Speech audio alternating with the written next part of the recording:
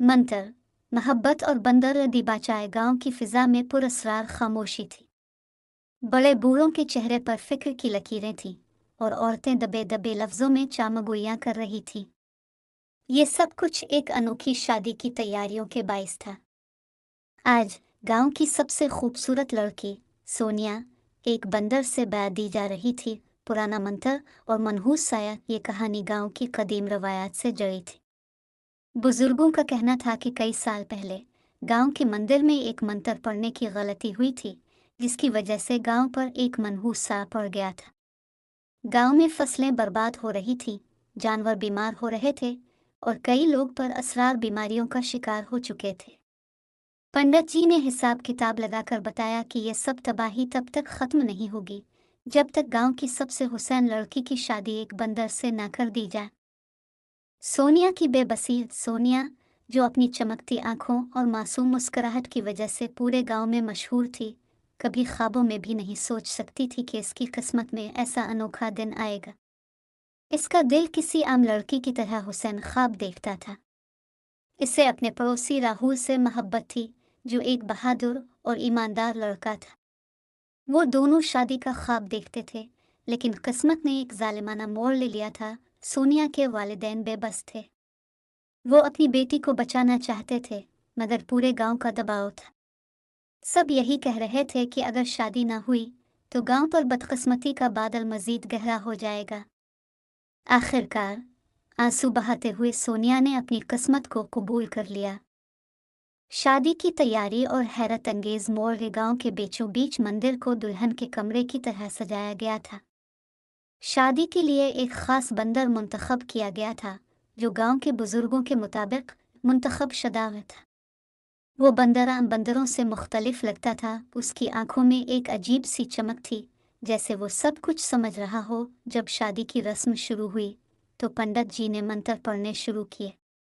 बंदर हैरान कुन तौर पर खामोश बैठा था, जैसे वो किसी बड़ी बात का इंतजार कर रहा हो।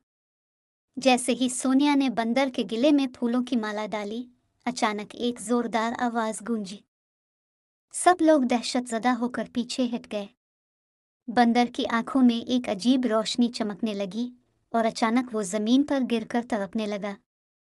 सोनिया खौफ से पीछे हट गई और गांव वाले हैरत से इस मंजर को देखने लगे। फिर अचानक एक रोशनी का गोला बंदर के इर्द गिर्द घूमने लगा और एक जोरदार आवाज के साथ वो मंजर बदल गया। बंदरा शहजादा। जब रोशनी मध्यम हुई तो सबने जो मंजर देखा, इस पर यकीन करना मुश्किल था। बंदर गायब हो चुका था और उसकी जगह एक खूबसूरत नौजवान खड़ा था। वो किसी राजकुमार की तरह दिखाई दे रहा था। आंखों में हैरत और चेहरे पर सुकून था। गांव के बुजुर्ग हक्का बक्का रह गए। वो नौजवान बोला, मेरा नाम यशवंत है। मैं एक राजकुमार ही था, मगर एक जालिम जादूगर ने मुझ पर मंत्र फूंक कर मुझे एक बंदर बना दिया था। वही मंत्र जो तुम्हारे गांव की तबाही की वजह बना।